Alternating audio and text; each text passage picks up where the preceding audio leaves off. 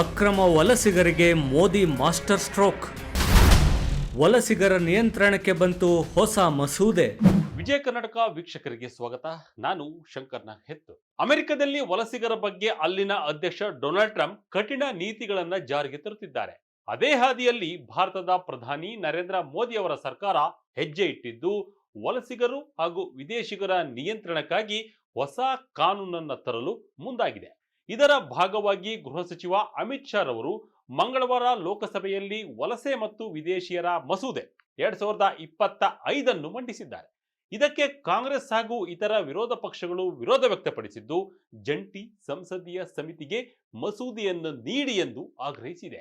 ಈಗ ಅಮಿತ್ ಶಾ ಮಂಡನೆಯಾಗಿರುವ ಮಸೂದೆ ಪ್ರಕಾರ ವಿದೇಶಿಗರಿಗೆ ರಾಷ್ಟ್ರೀಯ ಭದ್ರತೆ ಕಾರಣಗಳಿಗಾಗಿ ವೀಸಾ ನಿರಾಕರಿಸಬಹುದು ಹಾಗೂ ವಿದೇಶಿಗರ ಎಂಟ್ರಿ ಹಾಗೂ ಎಕ್ಸಿಟ್ ಗಳನ್ನ ನಿಯಂತ್ರಿಸಲು ಅವಕಾಶಗಳನ್ನು ನೀಡಲಾಗಿದೆ. ಅದರಲ್ಲೂ ಅಕ್ರಮ ಬಾಂಗ್ಲಾದೇಶ ಹಾಗೂ ರೋಹಿಂಗ್ಯಾ ವಲಸಿಗರ ನಿಯಂತ್ರಣಕ್ಕೆ ಈ ಮಸೂದೆ ಅಗತ್ಯ ಎಂದು ಸರ್ಕಾರ ಹೇಳಿದ್ದು, ಈ ಮೂಲಕ ಅಕ್ರಮ ವಲಸಿಗರಿಗೆ ಮೋದಿ ಮಾಸ್ಟರ್ ಸ್ಟ್ರೋಕ್ ನೀಡಿದ್ದಾರೆ. ಹಾಗಾದ್ರೆ ಬನ್ನಿ, ಏನಿದು ವಲಸಿಗರು ಹಾಗೂ ವಿದೇಶಿಗರ ಮಸೂದೆ? ಈ ಮಸೂದೆಯಲ್ಲಿ ಏನೆಲ್ಲ ಇದೆ ಎಂಬುದನ್ನ ನೋಡೋಣ ಬನ್ನಿ.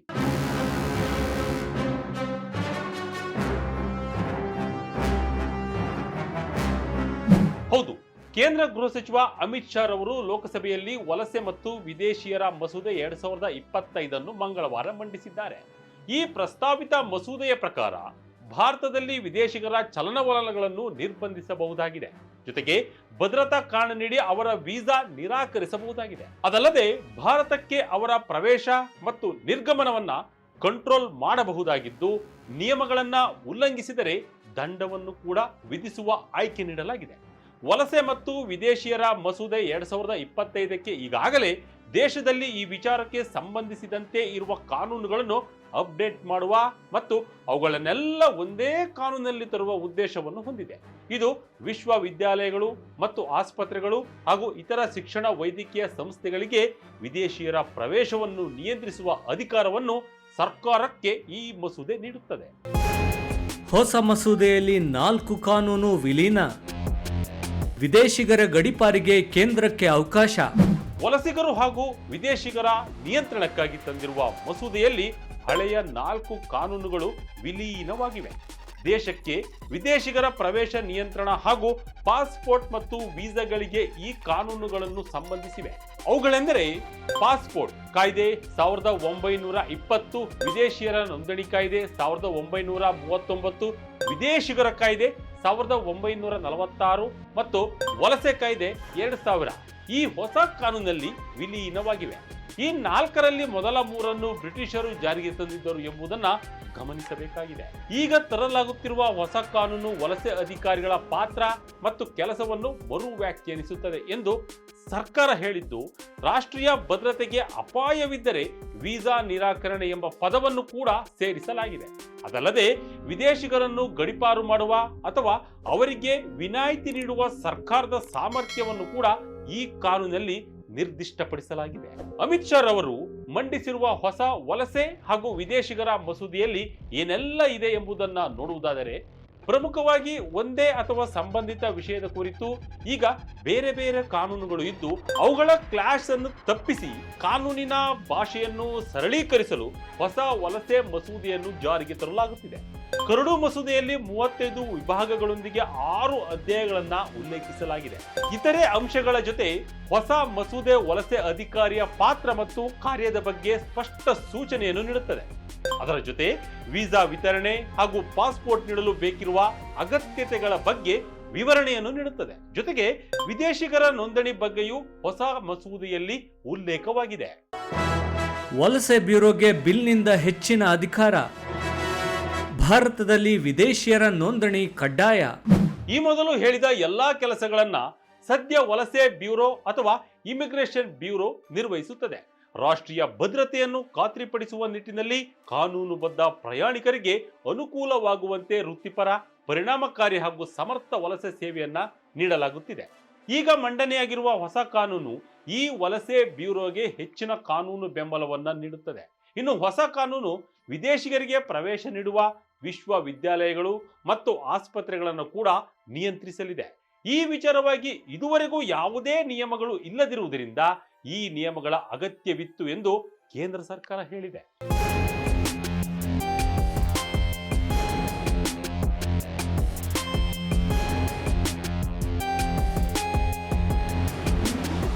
ಇದರ ಜೊತೆ ವಿದೇಶಿಯರು ಪಾಸ್ಪೋರ್ಟ್ ಕಾಯ್ದೆ, ವಿದೇಶಿಯರ ಕಾಯ್ದೆ ಮತ್ತು ವಿದೇಶಿಯರ ನೋಂದಣಿ ಕಾಯ್ದೆಯ ಪ್ರಕಾರ ವಿದೇಶಿಯರ ಪ್ರಾದೇಶಿಕ ನೋಂದಣಿ ಕಚೇರಿಯಲ್ಲಿ ನೋಂದಾಯಿಸಿಕೊಳ್ಳಬೇಕಾಗುತ್ತದೆ. ಈ ಸಂದರ್ಭದಲ್ಲಿ ವಿದೇಶಿಯರು ಎಂಬ ಪದವು ಭಾರತೀಯ ಮೂಲದವರನ್ನು ಸಹ ಸೂಚಿಸುತ್ತದೆ. ಇನ್ನು ಗೃಹ ಸಚಿವಾಲಯದ ಪ್ರಕಾರ ವೈದ್ಯಕೀಯ, ಉದ್ಯೋಗ, ಶಿಕ್ಷಣ ಅಥವಾ ಸಂಶೋಧನಾ ಉದ್ದೇಶಗಳಿಗಾಗಿ 180 ದಿನಗಳಿಗಿಂತ ಹೆಚ್ಚು ಕಾಲ ಭಾರತಕ್ಕೆ ಭೇಟಿ ನೀಡುವವರು, ವಿದೇಶಿಗರು 180 ದಿನಗಳಿಗಿಂತ ಹೆಚ್ಚು ಕಾಲ ಇದ್ದಿದ್ದಲ್ಲಿ ಅವರಿಗೆ ಈ ನಿಯಮದಿಂದ ವಿನಾಯಿತಿ ನೀಡಲಾಗುತ್ತದೆ. ಇನ್ನು ಎಲ್ಲಾ ಸಮಯದಲ್ಲೂ ವಿದೇಶಿಗರು ತಮ್ಮ ಒರಿಜಿನಲ್ ದಾಖಲೆ ಅಂದ್ರೆ ಪಾಸ್ಪೋರ್ಟ್ ಅಥವಾ ಇತರೆ ದಾಖಲೆಗಳನ್ನು ಹೊಂದಿರುವುದನ್ನು ಕಡ್ಡಾಯ ಮಾಡಲಾಗಿದೆ. ರಾಷ್ಟ್ರೀಯ ಭದ್ರತೆ ಕಾರಣಕ್ಕೆ ವೀಸಾ ನಿರಾಕರಣೆ, ಎಂಟ್ರಿ ಹಾಗೂ ಎಕ್ಸಿಟ್ ನಿಯಂತ್ರಣಕ್ಕೆ ಅವಕಾಶ. ಲೋಕಸಭೆಯಲ್ಲಿ ಮಂಡನೆಯಾಗಿರುವ ಹೊಸ ಮಸೂದೆಯ ಒಂದು ಭಾಗದಲ್ಲಿ ಭಾರತದ ರಾಷ್ಟ್ರೀಯ ಭದ್ರತೆ, ಸಾರ್ವಭೌಮತೆ ಮತ್ತು ಸಮಗ್ರತೆಗೆ ಬೆದರಿಕೆಯನ್ನೊಡ್ಡುವ ಯಾವುದೇ ವಿದೇಶಿಗರಿಗೆ ಭಾರತಕ್ಕೆ ಪ್ರವೇಶಿಸಲು ಅಥವಾ ಇಲ್ಲಿ ಉಳಿಯಲು ಅವಕಾಶವಿಲ್ಲವೆಂದು ಹೇಳಲಾಗಿದೆ. ಜೊತೆಗೆ ಇಲ್ಲಿ ಸರ್ಕಾರ ನಿರ್ದಿಷ್ಟಪಡಿಸಬಹುದಾದ ಇತರ ಕಾರಣಗಳು ಕೂಡ ಎಂದು ಉಲ್ಲೇಖಿಸಿರುವುದು ಕುತೂಹಲ ಕೆರಳಿಸಿದೆ. ಇನ್ನು ವಿದೇಶಿಗರಿಗೆ ಭಾರತಕ್ಕೆ ಪ್ರವೇಶ ನಿರಾಕರಿಸುವುದು ಹೊಸ ವಿಷಯವೇನಲ್ಲ. ಈ ಹಿಂದೆ ಹಲವು ಸಲ ಹಲವರಿಗೆ ಭಾರತಕ್ಕೆ ಪ್ರವೇಶ ನಿರಾಕರಿಸಲಾಗಿದೆ. ಕಳೆದ ತಿಂಗಳಷ್ಟೇ ಇಂಡೋ ಅಮೆರಿಕನ್ ರಾಜಕಾರಣಿ ಕ್ಷಮಾ ಸಾವಂತ್ ರವರಿಗೆ ವೀಸಾ ನಿರಾಕರಿಸಲಾಗಿತ್ತು. ಕಳೆದ ವರ್ಷ ಬ್ರಿಟನ್ ಪ್ರಜೆ ನಿತಾಶಾ ಕೌಲ್ಗೆ ಪ್ರವೇಶವನ್ನ ನಿರಾಕರಿಸಲಾಗಿತ್ತು.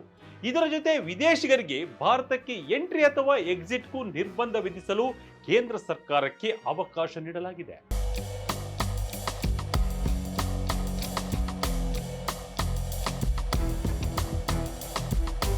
ಇಲ್ಲಿಯವರೆಗೂ ವಿದೇಶಿಗರಿಗೆ ಪ್ರವೇಶವನ್ನ ನಿರಾಕರಿಸಬಹುದು ಎಂಬುದರ ಬಗ್ಗೆ ಯಾವುದೇ ಕಾನೂನಲ್ಲಿ ಸ್ಪಷ್ಟವಾಗಿ ಹೇಳಿಲ್ಲ. ಆದರೆ ಫೆಬ್ರವರಿ 1948ರಲ್ಲಿ ಗೃಹ ಸಚಿವಾಲಯವು ದಿ ಫಾರಿನರ್ಸ್ ಆರ್ಡರ್ ಎಂಬ ಅಧಿಸೂಚನೆಯನ್ನು ಹೊರಡಿಸಿತ್ತು.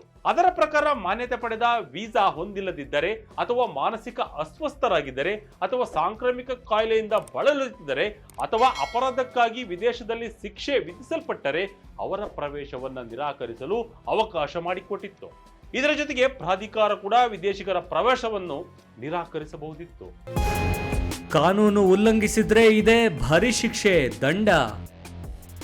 ಬಾಂಗ್ಲಾದೇಶಿ ರೋಹಿಂಗ್ಯಾ ವಲಸಿಗರಿಗೆ ಬಿಗ್ ಶಾಕ್. ಇನ್ನು ಪಾಸ್ಪೋರ್ಟ್ ಅಥವಾ ವೀಸಾ ಇಲ್ಲದೆ ಭಾರತವನ್ನು ಪ್ರವೇಶಿಸಿದರೆ 5 ವರ್ಷಗಳ ಜೈಲು ಶಿಕ್ಷೆ ಮತ್ತು 5 ಲಕ್ಷ ರು ಒಳಗಿನ ದಂಡ ವಿಧಿಸಬಹುದಾಗಿದೆ. ಜೊತೆಗೆ ನಕಲಿ ದಾಖಲೆಗಳನ್ನು ಬಳಸಿದರೆ 2 ರಿಂದ 7 ವರ್ಷಗಳ ಜೈಲು ಶಿಕ್ಷೆ ವಿಧಿಸಬಹುದು. 1 ಲಕ್ಷ ರೂಪಾಯಿಗಿಂತ 10 ಲಕ್ಷ ರೂಪಾಯಿವರೆಗೆ ದಂಡ ವಿಧಿಸಲು ಹೊಸ ಕಾನೂನು ಅವಕಾಶ ನೀಡಿದ್ದರೆ, ಅವಧಿ ಮೀರಿ ಭಾರತದಲ್ಲಿ ಉಳಿಯುವುದು, ವೀಸಾ ಷರತ್ತುಗಳನ್ನು ಉಲ್ಲಂಘಿಸುವುದು ಅಥವಾ ನಿರ್ಬಂಧಿತ ಪ್ರದೇಶಗಳಿಗೆ ಪ್ರವೇಶಿಸಿದರೆ 3 ವರ್ಷಗಳ ಜೈಲು ಶಿಕ್ಷೆ ಮತ್ತು 3 ಲಕ್ಷ ರೂಪಾಯಿಗಳವರೆಗೆ ದಂಡ ವಿಧಿಸಲು ಅವಕಾಶವನ್ನ ಹೊಸ ವಲಸೆ ಹಾಗೂ ವಿದೇಶಿಗರ ಮಸೂದೆ 2025ರಲ್ಲಿ ನೀಡಿದೆ. ಇದು ಅಕ್ರಮವಾಗಿ ದೇಶವನ್ನು ಪ್ರವೇಶಿಸುವ ಬಾಂಗ್ಲಾದೇಶ ಹಾಗೂ ರೋಹಿಂಗ್ಯಗಳಿಗೆ ದೊಡ್ಡ ಹೊಡೆತ ನೀಡಲಿದ್ದು, ಅವರ ಗಡೀಪಾರಿಗೂ ಕೂಡ ಕ್ರಮ ಕೈಗೊಳ್ಳಲು ಕೇಂದ್ರ ಸರ್ಕಾರ ಅವಕಾಶ ನೀಡಲಿದೆ. ವಲಸೆ ಮಸೂದೆಗೆ ವಿಪಕ್ಷಗಳ ವಿರೋಧ ಏಕೆ? ಕೇಂದ್ರ ಸರ್ಕಾರದಿಂದ ಹೊಸ ಕಾನೂನು ದುರ್ಬಳಕೆ. ಇನ್ನು ಈ ಮಸೂದೆಗೆ ಕಾಂಗ್ರೆಸ್ ಸೇರಿ ಬೆಸ್ಟ್ ವಿಪಕ್ಷಗಳು ವಿರೋಧ ವ್ಯಕ್ತಪಡಿಸಿವೆ. ಅದಕ್ಕೇನು ಕಾರಣ ಎಂದರೆ ಕೇಂದ್ರಕ್ಕೆ ವ್ಯಾಪಕ ಅಧಿಕಾರವನ್ನು ನೀಡಿರುವುದು. ಪ್ರಸ್ತಾವಿತ ಮಸೂದೆಯ ಷರತ್ತು 3(1) ಪ್ರಕಾರ ರಾಷ್ಟ್ರೀಯ ಭದ್ರತೆ, ಸಾರ್ವಭೌಮತ್ವ ಮತ್ತು ಸಮಗ್ರತೆಯಂತಹ ಅಸ್ಪಷ್ಟ ಆಧಾರದ ಮೇಲೆ ಯಾವುದೇ ವಿದೇಶಿ ಪ್ರಜೆ ಭಾರತಕ್ಕೆ ಪ್ರವೇಶಿಸುವುದನ್ನ ನಿಷೇಧಿಸಲು ಕೇಂದ್ರ ಸರ್ಕಾರಕ್ಕೆ ವ್ಯಾಪಕ ಅಧಿಕಾರವನ್ನು ನೀಡುತ್ತದೆ. ಇದು ವಿಪಕ್ಷಗಳ ವಿರೋಧಕ್ಕೆ ಕಾರಣವಾಗಿದೆ. ಇದರ ಜೊತೆ ವಲಸೆ ಅಧಿಕಾರಿಗಳ ನಿರ್ಧಾರವನ್ನು ಪ್ರಶ್ನಿಸಲು ಅವಕಾಶವೇ ಇಲ್ಲದಂತಾಗಿದ್ದು, ಅಧಿಕಾರದ ದುರುಪಯೋಗವಾಗುವ ಕಳವಳವನ್ನು ವಿಪಕ್ಷಗಳು ವ್ಯಕ್ತಪಡಿಸಿವೆ. ಇನ್ನು ಭಾರತೀಯ ಮೂಲದ ವ್ಯಕ್ತಿಗಳು ಸೇರಿ ರಾಜಕೀಯ ದೃಷ್ಟಿಕೋನ ಅಥವಾ ಸೈದ್ಧಾಂತಿಕ ನಿಲುವುಗಳ ಆಧಾರದ ಮೇಲೆ ವ್ಯಕ್ತಿಗಳಿಗೆ ಭಾರತದ ಪ್ರವೇಶವನ್ನು ನಿರಾಕರಿಸಲು ಅಥವಾ ಗಡೀಪಾರು ಮಾಡಲು ಈ ಕಾನೂನನ್ನ ಬಳಸಬಹುದು ಎಂಬ ಆತಂಕದಿಂದ ವಿಪಕ್ಷಗಳು ಈ ಮಸೂದೆಗೆ ವಿರೋಧ ವ್ಯಕ್ತಪಡಿಸಿವೆ.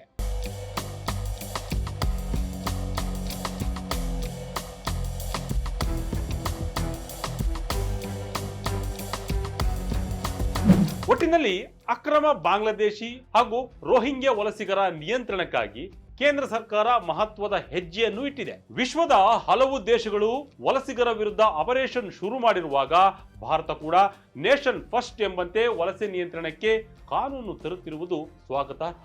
ಆದರೆ ವಿಪಕ್ಷಗಳು ಒಂದಿಷ್ಟು ವಿರೋಧ ವ್ಯಕ್ತಪಡಿಸಿದ್ದು ಅವುಗಳ ಆತಂಕವನ್ನು ಪರಿಹರಿಸುವ ಜವಾಬ್ದಾರಿ ಕೇಂದ್ರ ಸರ್ಕಾರಕ್ಕಿದ್ದು ಕಾನೂನಿನ ದುರ್ಬಳಕೆಯಾಗದಂತೆ ನೋಡಿಕೊಳ್ಳುವ ಭರವಸೆಯನ್ನು ಕೂಡ ಕೇಂದ್ರ ಸರ್ಕಾರ ನೀಡಬೇಕಿದೆ. ಇದಾಗಿತ್ತು ಈ ಕ್ಷಣದ ಇಂಟ್ರೆಸ್ಟಿಂಗ್ ಸ್ಟೋರಿ. ಇದೇ ರೀತಿಯ ಸ್ಟೋರಿಗಾಗಿ Vijaya Karnataka website, YouTube channel, Facebook channel follow ಮಾಡ್ತಾ ಇರಿ. ಧನ್ಯವಾದಗಳು.